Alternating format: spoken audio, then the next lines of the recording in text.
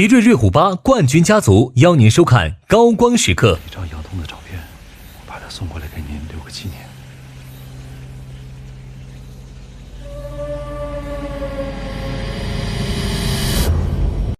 同样的酒店房间，更便宜的价格，不怕比价的同城旅行邀您收看《三体》，与热爱共呼吸的新康泰克邀您观看《三体》。荣耀80系列 1.6 亿像素超清影像，邀您收看《三体》。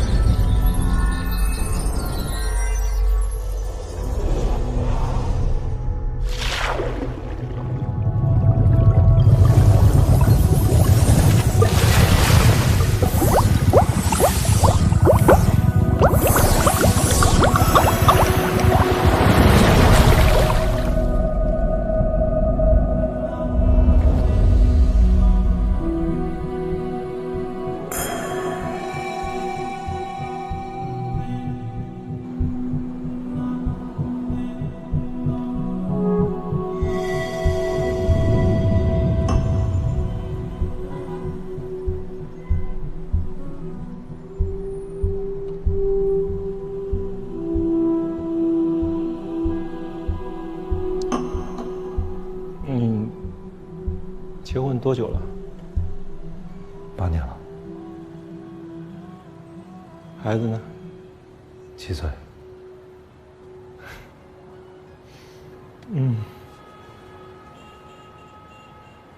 我这房子本来买的就是结婚用的，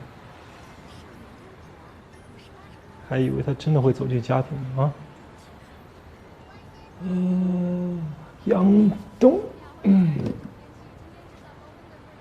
哎，他就像天上的星星一样，给你特别特别的，照到身上的光都是亮亮的。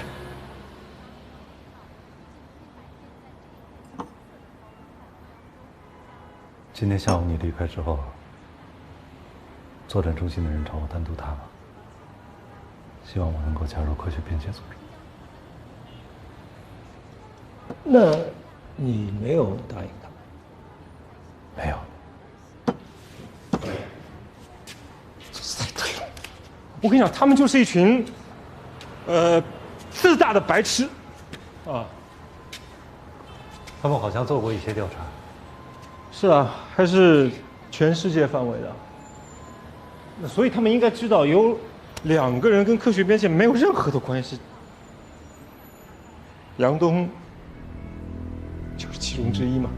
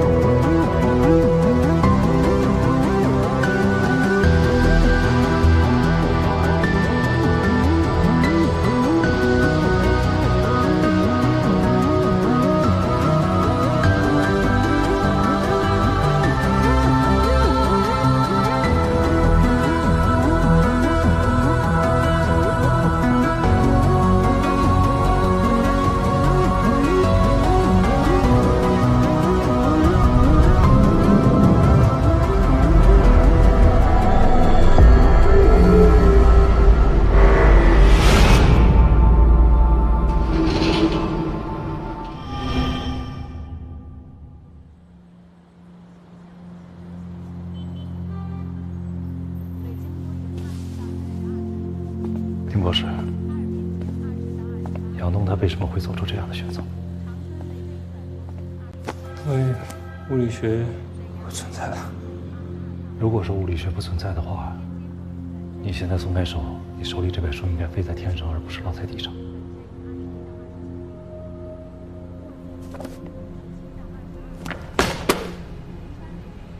不对啊，如果物理学不存在，薛定谔就不应该在地，应该在天上嘛。所以，爱因斯坦也不应该在地上，牛顿也不应该在地上，就他们这些人全都不应该在地上，他们应该飞在天上。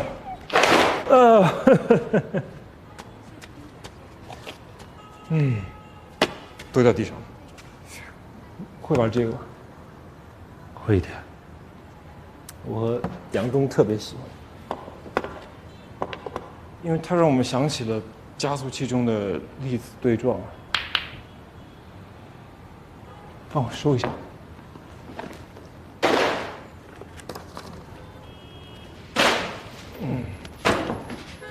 你随便扔就可以，随便扔，没事，不用堆那儿，随便扔一下就行。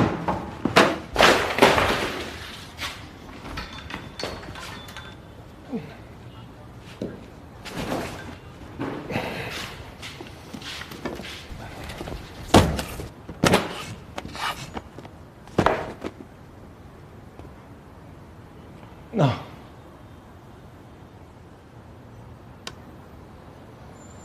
能打进去吗？一般人都应该可以吧。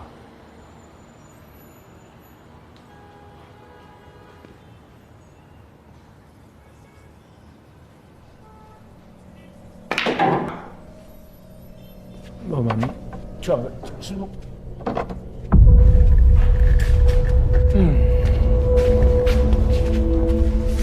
对，好，可以。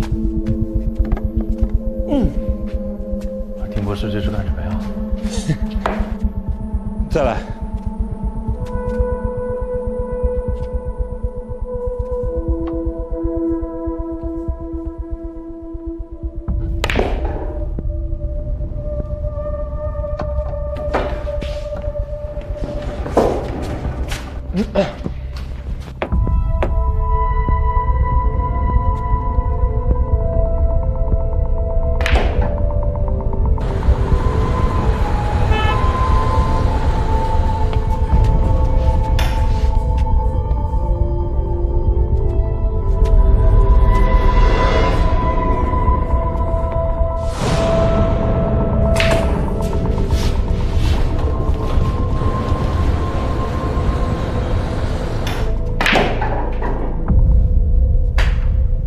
我们现在实验结束，我们来分析一下这个结果。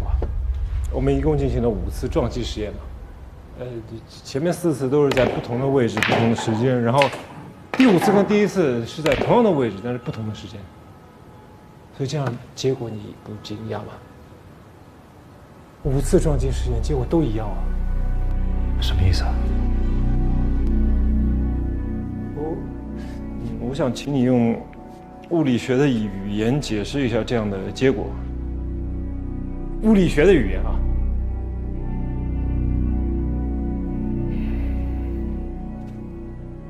在之前的5次试验当中，白球和黑球质量没有任何变化，位置关系如果以台球桌作为参照系的话，也没有任何的变化。白球撞击黑球，速度相当基本上没有变化。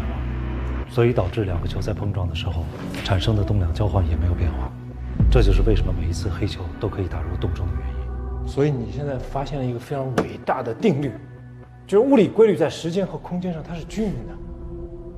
人类历史上到现在所有的物理的发现，什么阿基米德定律啊、弦论，就是一切的一切啊，都是基于这个定律之上的。你懂我意思吗？我懂你说的，但我不知道你想表达什么。你敢不敢想象一下另外一种结果？第1次，黑球进袋；第2次，黑球呢绑边；第3次，黑球直接接飞到第4次，黑球像一只受到惊吓的麻雀一样在房间里飞来飞去。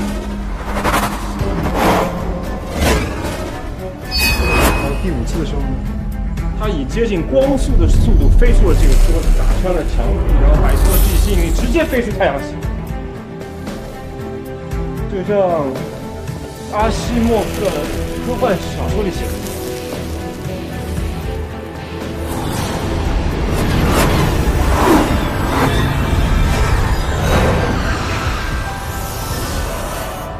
那如果是像这样的一些实验结果的话，你会怎么想？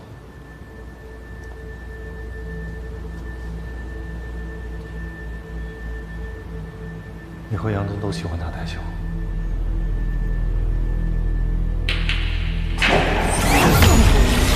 是因为打台球让你们想起了加速器里面的粒子碰撞，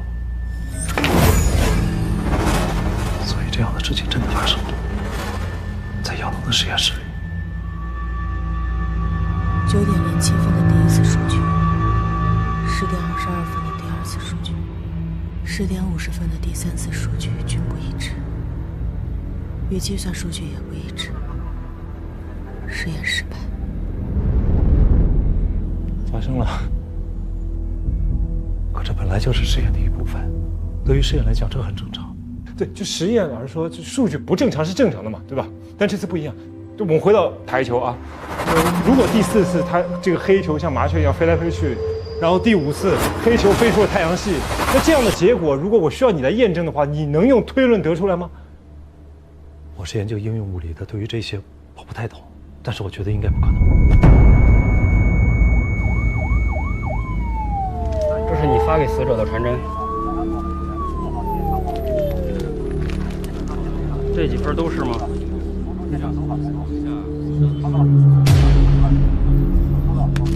怎么了？你女朋友没事吧？到底怎么了？怎么了？啊？你看谁呀？实验结果。时间。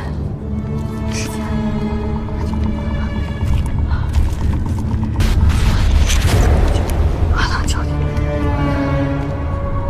严重完全相同的数据。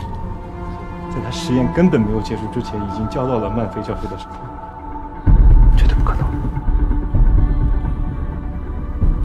在已知的物理学内，绝对不可能。我们觉得不可能，是因为我们现在相信物理学。杨东冷之过了，我也不知道，我也想知道嘛。就如果真的是这样的话啊，那么。 物理规律中的时间跟地点均匀这件事情就不存在了，那也就意味着，也就是说物理学不存在了。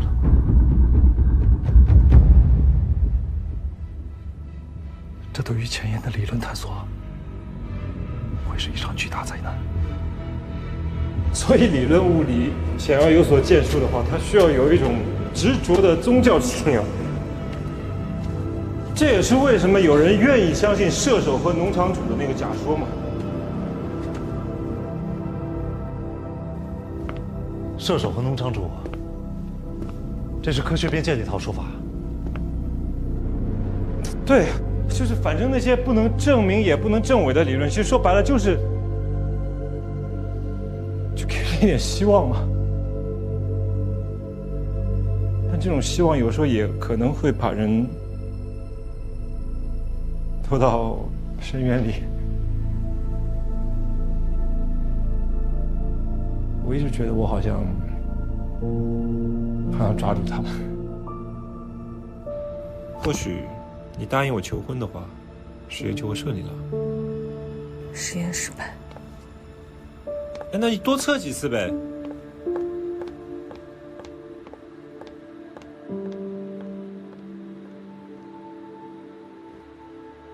我可能错了。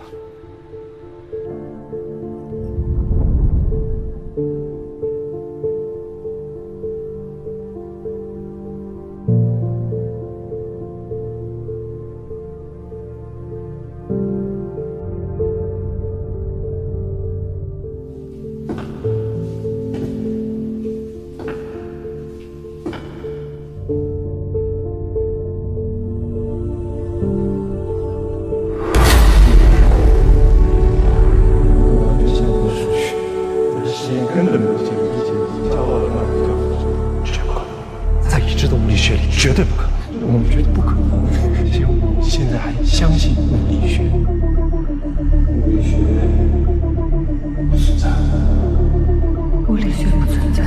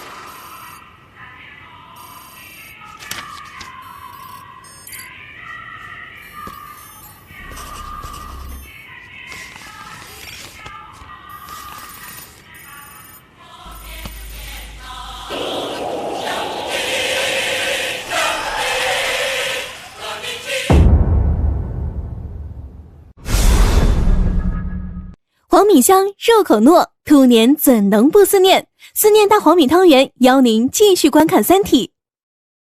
治嗓皇氏响声丸，护嗓皇氏响声含片，传承经典，皇氏响声邀您继续观看《三体》。汤达人，好面汤决定。汤达人邀您继续观看《三体》。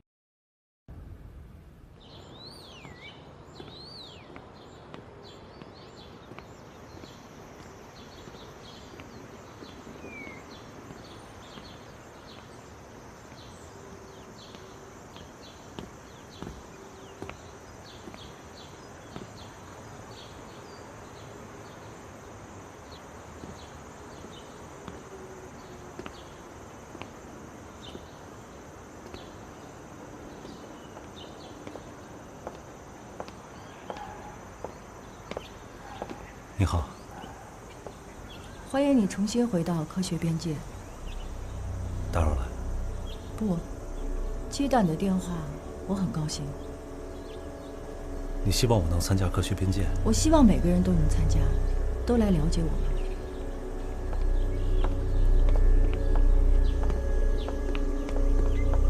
我还是不能完全接受你们的理论，虽然它听起来是很吸引人的。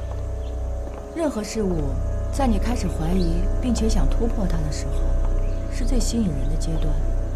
所以我们的名字叫边界。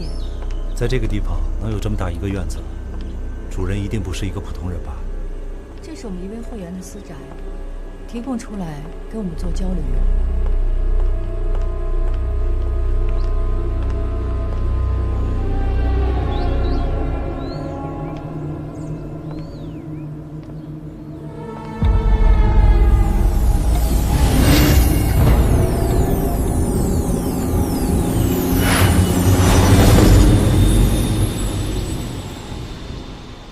汪教授，汪教授，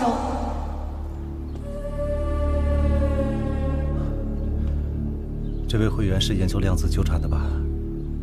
是的。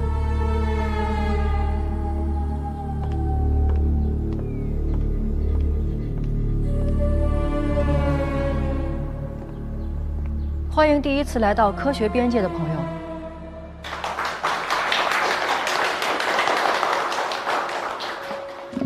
也欢迎重新回来的汪淼教授。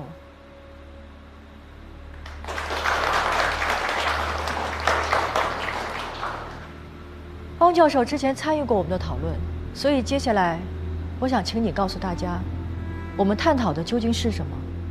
应该是射手和农场主的假说。假设有一名神枪手，在一个靶子上每隔10厘米打出一个洞。设想这个靶子上生活着一种2维智能生物，他们中的科学家在对自己的宇宙进行观察后，发现了一个伟大的定律：每隔10厘米单位必然会有一个洞。他们把这个神枪手一时兴起的随意行为看成自己宇宙中的铁律。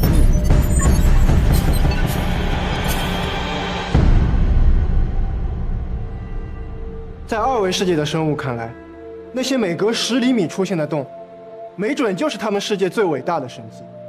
或许他们正准备进去冒险，甚至在研究勘测设备到底用哪种材料才能更快、更安全地去探秘。或许就是纳米材料。还有一种，农场主假说，一个农场里有一群火鸡，农场主每天上午11点来给他们喂食。火鸡中的一名科学家观察这个现象，一直观察了近1年都没有出现例外。于是他也宣布了自己宇宙中的伟大定律：每天早上11点就有食物降临。到了11点，农场主又来了，但是今天是感恩节，食物没有降临。农场主进来，把他们都捉去杀了。我们有可能是那个靶子上的2维科学家，也有可能是农场里的火鸡科学家。如果在这个世界中确实存在一种超自然能力——射手，那么射手所掌握的规律就是真相。牛顿的经典力学在微观世界完全没有，而爱因斯坦的相对论放到量子世界又遇到更多问题。如果科学有边界，那么我们很可能快要触碰到的就是那个边界。2维生物接触到的真相不是真相，因为在他们的世界根本接触不到真正的真相。他们的科学是有边界的。那边界之外是什么？射手和农场主掌握着的规律是什么？就我个人而言，这已不仅仅是科学本身，而更像是一种仪式，对于科学边界无限探索的仪式。可这又有什么意义呢？说说你的见解。我没有什么了不起的见解。对于理论，在座的各位都比我有发言权。不过我觉得，今天的探讨本身只会让科学家变脆弱。在我看来，这些假设根本无法证明是否存在。但如靶子上的2维生物，农场主的火鸡，这个无法改变的事，他们该有多绝望？你此刻的态度恰恰说明，不管你愿不愿意承认，你已经认可了这个假说。就算我认可，我也不会接受我是一个火鸡科学家。在此之前，你也许从来都没有想到自己有可能是一名火鸡科学家。我不会接受我是一个火鸡科学家。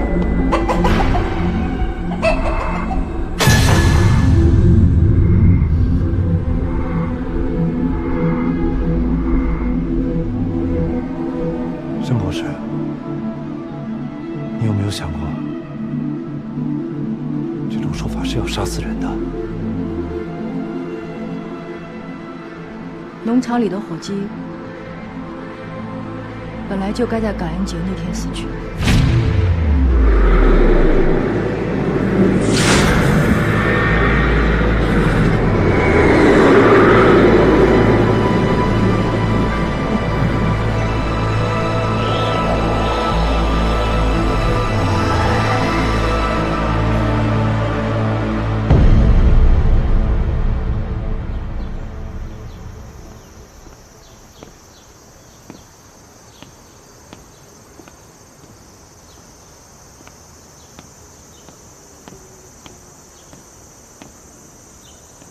王教授，脸色不好，没睡好啊？那天你是故意跟我说那些话，对吗？哪些话？让我去找丁仪，让我觉得科学边界可疑。你都是在设计我，对吗？你给我挖好了套，等着我自己去钻。你呀，虽然是个搞科学的，但脑子还挺好使的。又查到什么了？赶紧交代一下。杨东到底是不是自杀？从刑侦学上和法医鉴定学上，妥妥的自杀。但如果他们都是自杀，那我们还调查个屁呀！啊！你还在设计我？设计我去关注杨东？没错。哎，我还得给你下一套。过2天杨东的葬礼。走吧，走吧，走吧。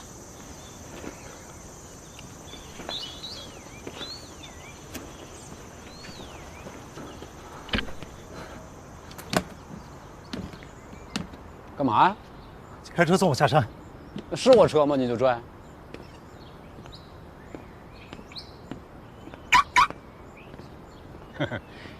情绪激动的时候，很容易犯错误。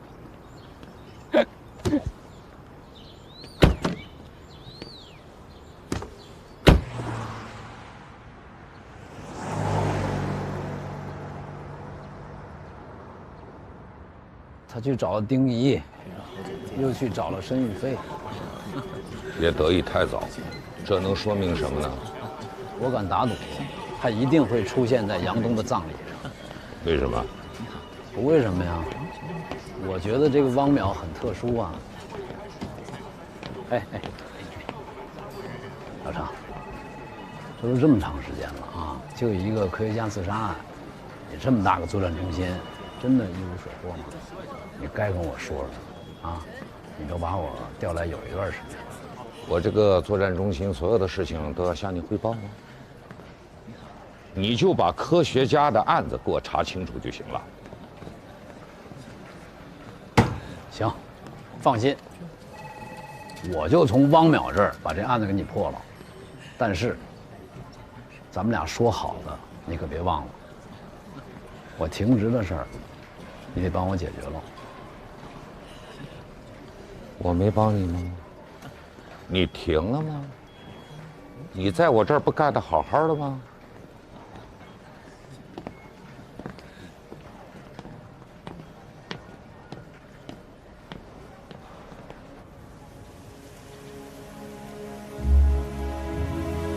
一鞠躬，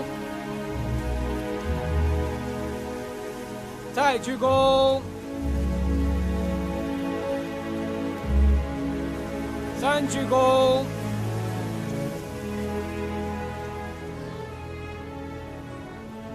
家属回礼。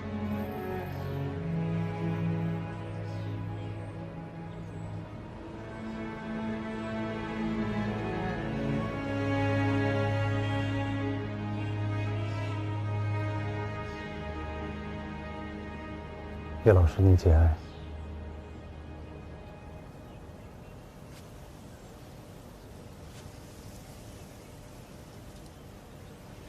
你是？我是杨东的朋友，我叫汪淼。谢谢。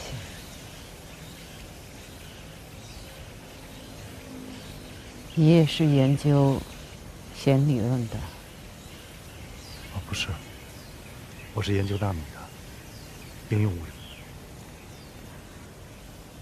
前2天，我看了一个报道，就是关于纳米的，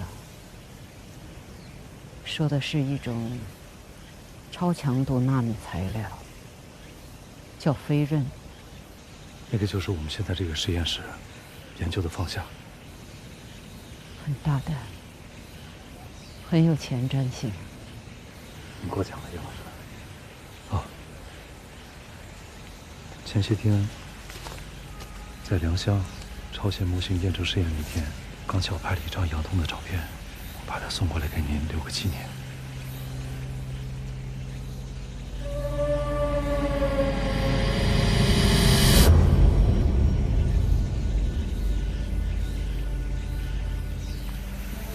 好意思啊，叶老师，我在重印的时候技术上出了一些瑕疵，过些天我重新重印一张，给您送到家里面去。谢谢。您太客气了，叶老师再见。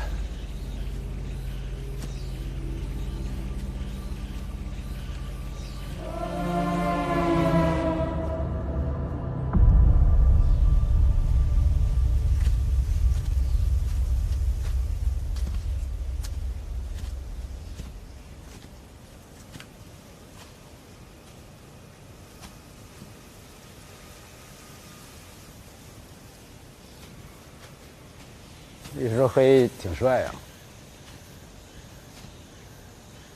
我知道你想说什么。我来这儿纯粹是为了对一位科研人员的尊重和道德。我跟你解释清楚了吗？别再跟着我了。我要你解释了吗？你跟那个叶文洁、杨农他妈聊了很久啊？久吗？节哀，顺便。再见，需要那么久吗？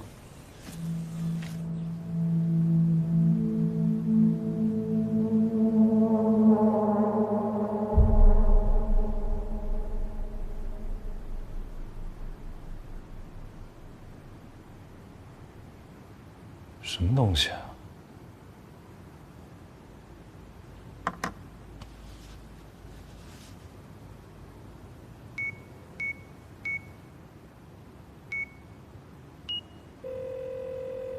喂，哎，小旺，哎，老李啊，怎么了？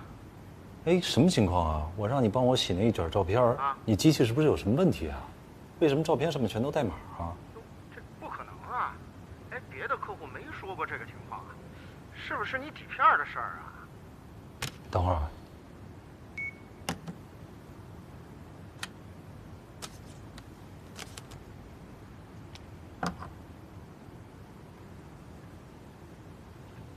底片上也有，是胶卷的问题吧？我胶卷也是在你那儿买的。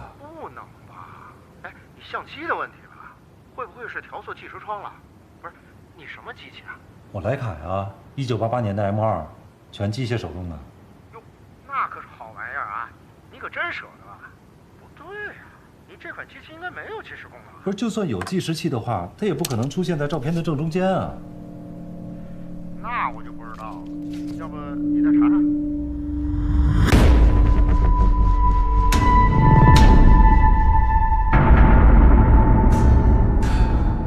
不对啊，这个码还能根据背景改变颜色。啊？我先研究一下啊，不跟你说啊。得嘞。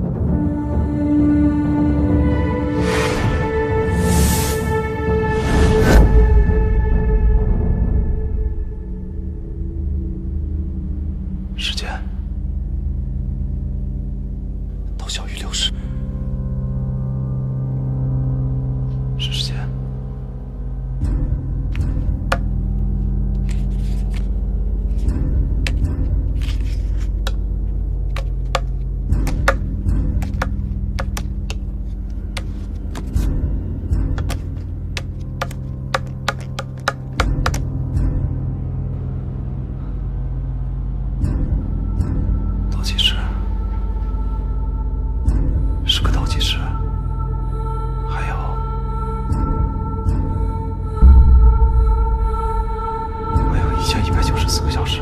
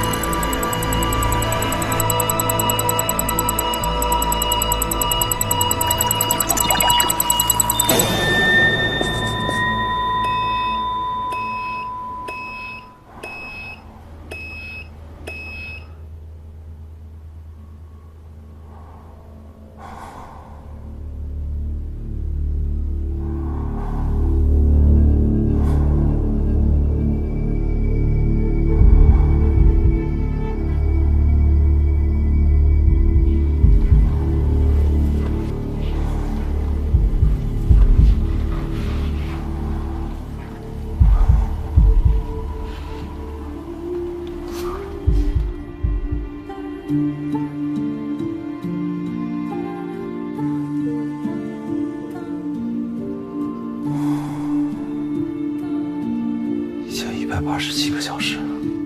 Just a matter of time. Should we say goodbye? Or should we keep it all?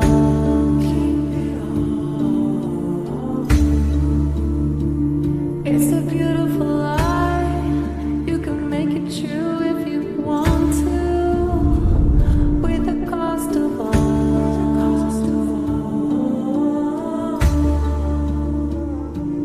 Fireworks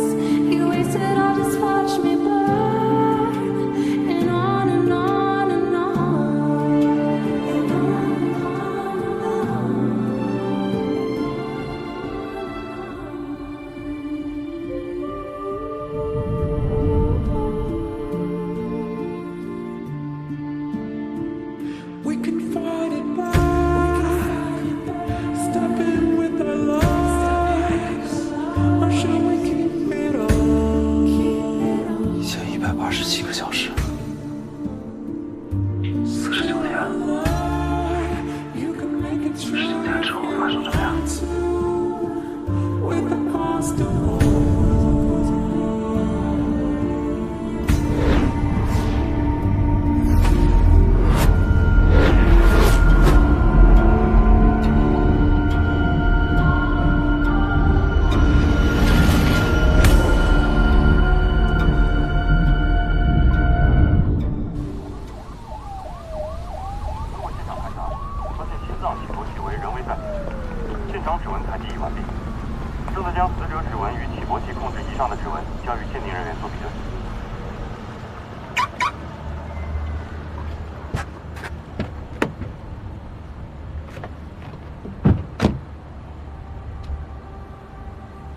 数据一模一样，那一定是时间打错了。我只给老师发了传真，如果是他复印的，复印文件时间怎么可能会不一样呢？就没人可能在你实验之前就拿到你的实验结果，就是机器的问题，你相信科学好吗？复印机只在时间上出错吗